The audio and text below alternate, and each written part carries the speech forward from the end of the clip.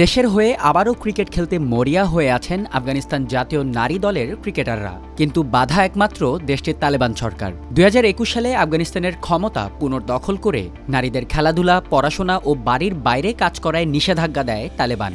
এর মধ্যে ছিল ক্রিকেটও। তাই তো বাধ্য হয়ে দেশ ত্যাগ করেন ফিরোজা আমিরি, বেনাফশা হাশমি সহ আফগানিস্তান জাতীয় দলের 20 জন নারী ক্রিকেটার। দেশের বাইরে গিয়ে তাদের হয়ে কথা বলতে রশিদ খান, মোহাম্মদ নবীদের প্রতি আকুল আবেদন করেন ফিরোজা আমিরি। 2020 সালে 25 জন নারী ক্রিকেটারকে কেন্দ্রীয় চুক্তিতে এনেছিল আফগানিস্তান ক্রিকেট বোর্ড, কিন্তু তালেবান ক্ষমতায় আসার পর বদলে যায় দেশটির নারী ক্রিকেটারদের ভাগ্য। তালেবানদের ভয়ে কেউ পুড়িয়ে ফেলেন নিজের ক্রিকেট সামগ্রী, অনেকে আবার পালিয়ে যান বিদেশে।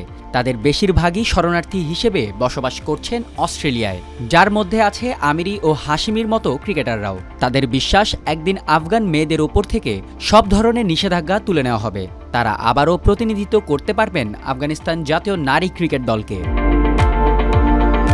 এ ব্যাপারে আইসিসির কাছ থেকে সহযোগিতা চেয়েও হতাশ হতে হয় আমিরি হাশমিদের। তাই তো এবার আফগানিস্তান পুরুষ দলের দৃষ্টি আকর্ষণ করতে চাচ্ছেন তারা।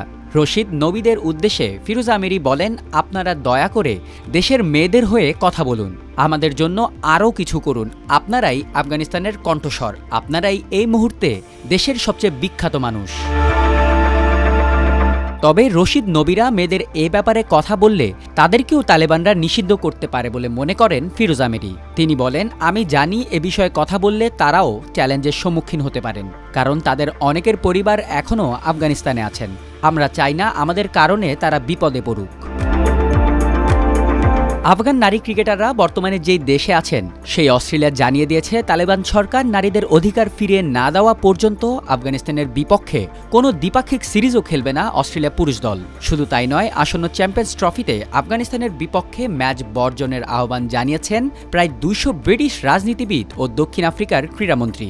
তালেবান সরকারের উপর এভাবে চাপ প্রয়োগ করলে আবারও মেয়েদের খেলার পথ তৈরি হবে বলে মনে করেন আমিরি।